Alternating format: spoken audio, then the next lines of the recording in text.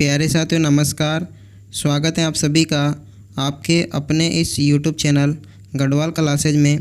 प्यारे साथियों आप सभी को पता है इस क्लास में हम बात करते हैं राजस्थान चतुर्थ श्रेणी एग्ज़ाम की, और इसमें भी हम बात करते हैं उन सभी महत्वपूर्ण प्रश्नों की जो आपसे विगत 10 वर्षों में बार बार पूछे जा रहे हैं।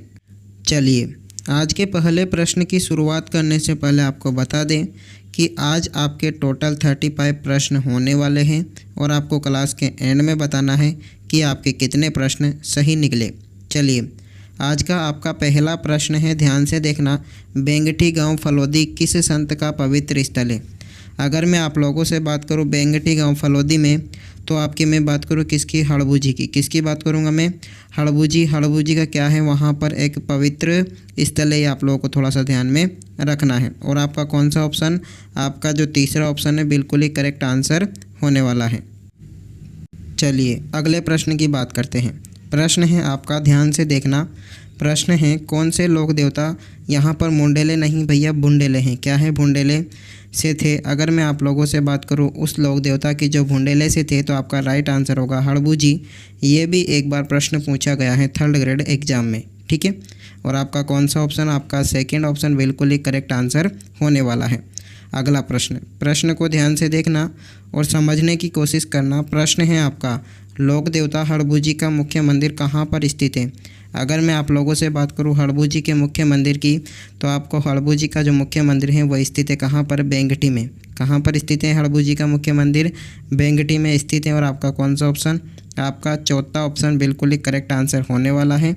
ये आप लोगों को थोड़ा सा ध्यान में रखना है। अगला प्रश्न को ध्यान से देखना।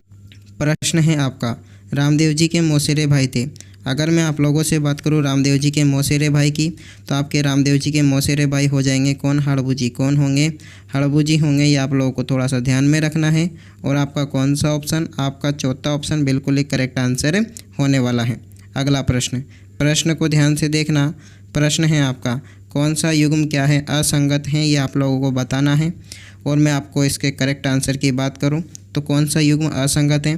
तल्लीनाथ जी कतरियासर, ये आपका असंगत है। तल्लीनाथ जी का कतरियासर में नहीं है।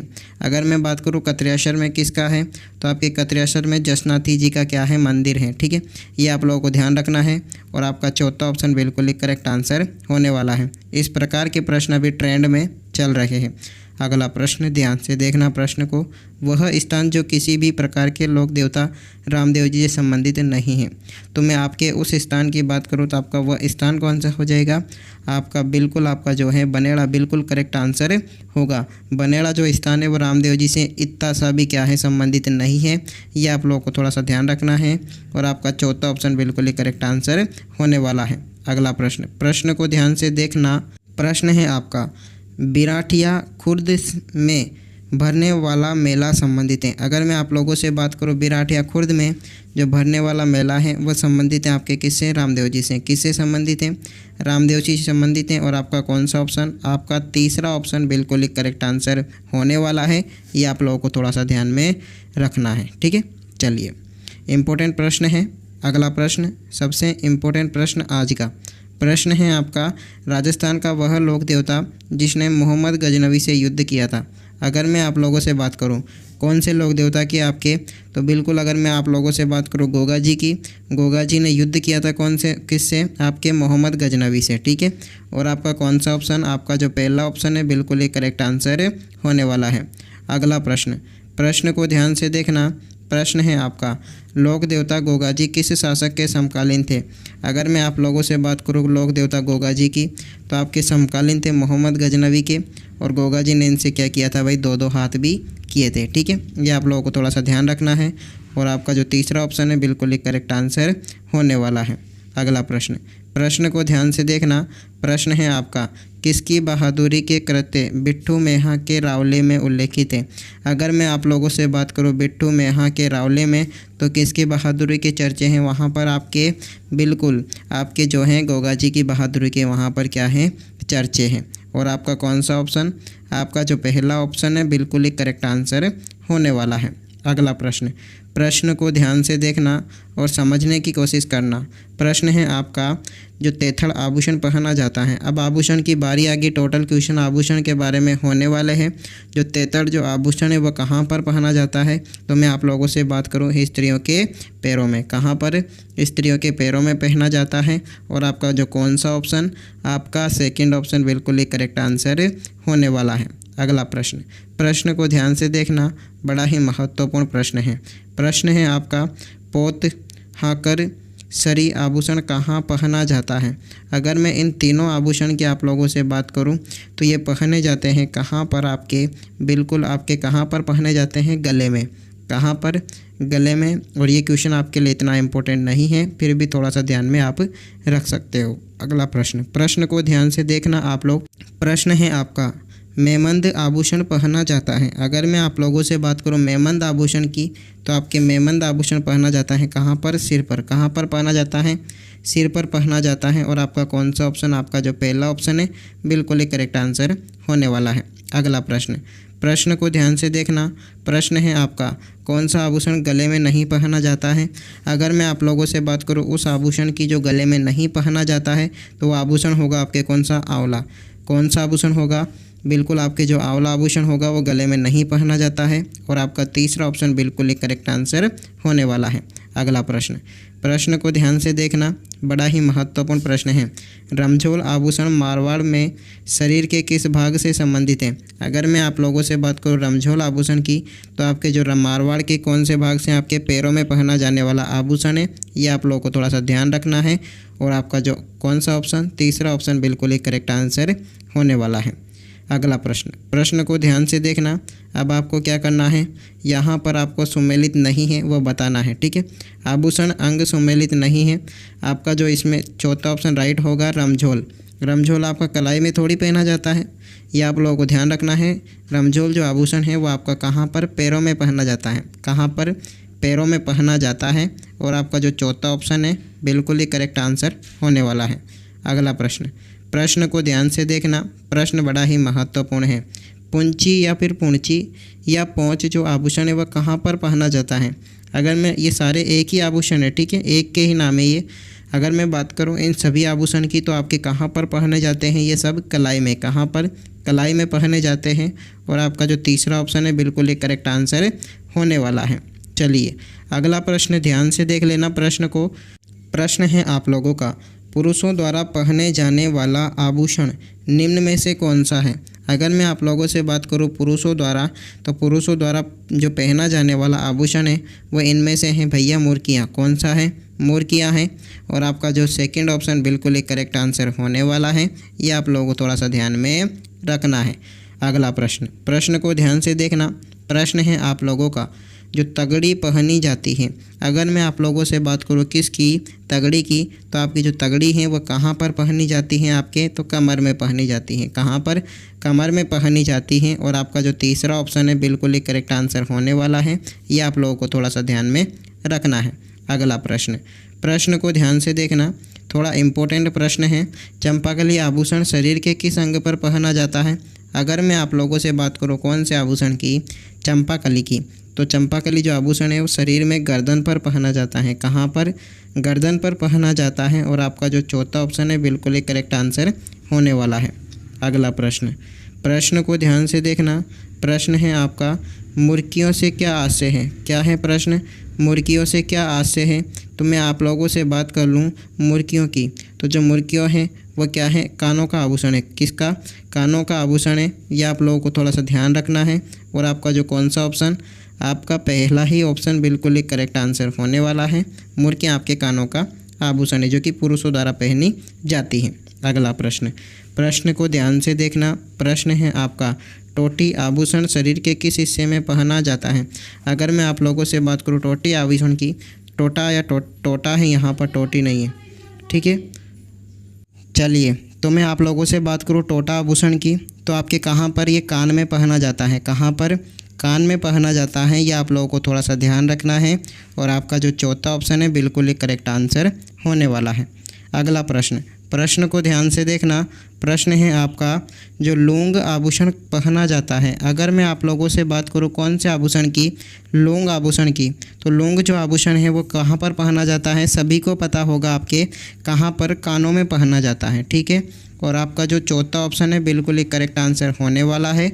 यह आप लोगों को थोड़ा सा ध्यान में रखना है। अगला प्रश्न, प्रश्न को ध्यान से देखना और समझने की कोशिश करना।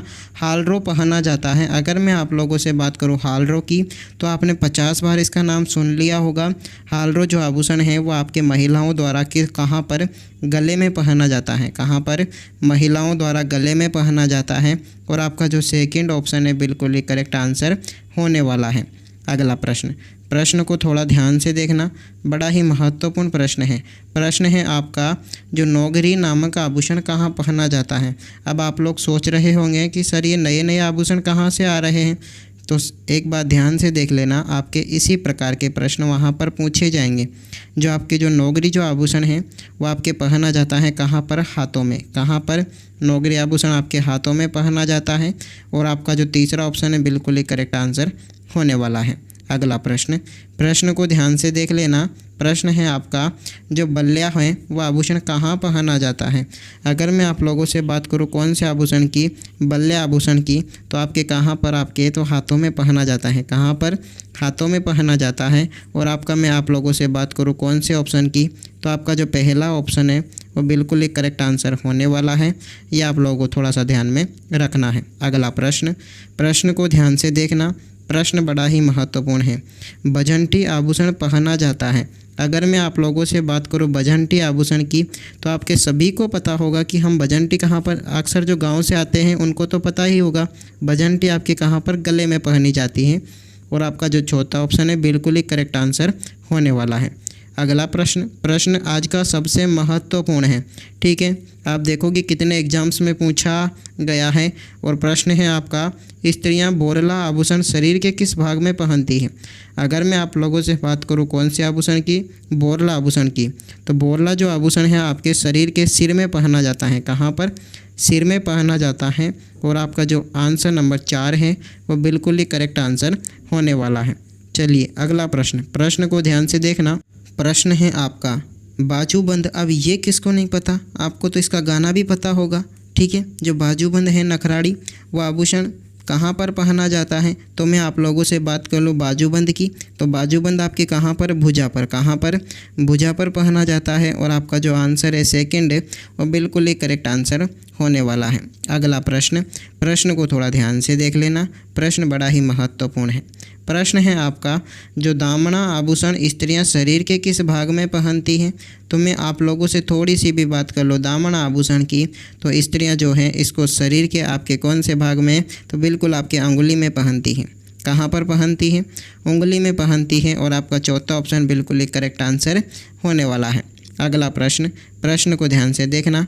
प्रश्न है आपका, जो मोकड़ी क्या है। अगर मैं आप लोगों से बात करूं मोकड़ी की, तो मोकड़ी क्या है आपके, तो ये लाख की चूड़ियां हैं। अक्सर ये प्रश्न आप लोगों से पूछा जा सकता है, इसलिए आप इस प्रश्न को वेरी क्या लगा लीजिए, इम्पोर्टेंट लगा लीजिए। ठीक है, जो मोकड़ी आप लोगों से पूछी जाएगी तो आपको बताना है मोकड़ी क्या है, लाख की चूड़ियाँ हैं। अगला प्रश्न, प्रश्न को ध्यान से देखना और थोड़ी सी समझने की कोशिश करना। राजस्थान में चुन्नी और बारी, अब ये सभी को पता है चुन्नी और बारी क्या है और ये शरीर के किस अंग में पहनी जाती है। तो आपको ध्यान रखना है चुन्नी और बारी आपके कहाँ पर, नाक में पहनी जाती है। कहाँ पर, नाक में पहनी जाती है। और आपका तीसरा ऑप्शन बिल्कुल ही करेक्ट आंसर होने वाला है। अगला प्रश्न, प्रश्न को ध्यान से देखना। प्रश्न है आप लोगों का, प्रश्न है निम्बोरी आभूषण पहना जाता है। अगर मैं आप लोगों से बात करूं कौन से आभूषण की, निम्बोरी की, तो निम्बोरी आभूषण जो है आपके गले में पहना जाता है। कहाँ पर, गले में पहना जाता है। और आपका जो पहला ऑप्शन है वो बिल्कुल ही करेक्ट आंसर होने वाला है। अगला प्रश्न, प्रश्न को ध्यान से देखना। प्रश्न बड़ा ही महत्वपूर्ण है। प्रश्न है आपका, अनवट, अनोठा, जरा और पोलरा शरीर के किस अंग के आभूषण हैं। अगर इन सभी की अगर मैं थोड़ी सी भी आप लोगों से बात करूं तो ये शरीर के कौन से अंग के, तो आपके पैर के आभूषण हैं, यानी कि पाँव के आभूषण हैं। ठीक है, और आपको याद रखना है कि आपका इन सभी आभूषण पाँव में पहने जाते हैं। और आपका सेकंड ऑप्शन बिल्कुल करेक्ट आंसर होने वाला है। अगला प्रश्न और आज का अंतिम प्रश्न ध्यान से देखना। राजस्थानी पुरुष अब छेल कड़ी जो आभूषण है वो कहाँ पर पहनते हैं? अगर मैं राजस्थानी पुरुषों की बात करूँ तो आपके जो छेल कड़ी आभूषण हैं वो आपके कानों में पहनते हैं। और आपका कौन सा ऑप्शन? आपका तीसरा ऑप्शन बिल्कुल ही करेक्ट आंसर होने वाला है। ये आप लोगों को थोड़ा सा ध्यान रखना है। तो प्यारे साथियों, आप सभी को पता है ये थे आज के महत्वपूर्ण प्रश्न। ठीक है, आपको कमेंट में बताना है कि आपके कितने प्रश्न सही निकले। अगर क्लास थोड़ी सी भी अच्छी लगी हो तो एक लाइक कर देना। सब्सक्राइब आपके ऊपर है। ठीक है, मिलते हैं इसी प्रकार की अन्य वीडियो के साथ में। हमारी डेली वीडियो आती है। हमारे चैनल के साथ में जुड़ने के लिए धन्यवाद।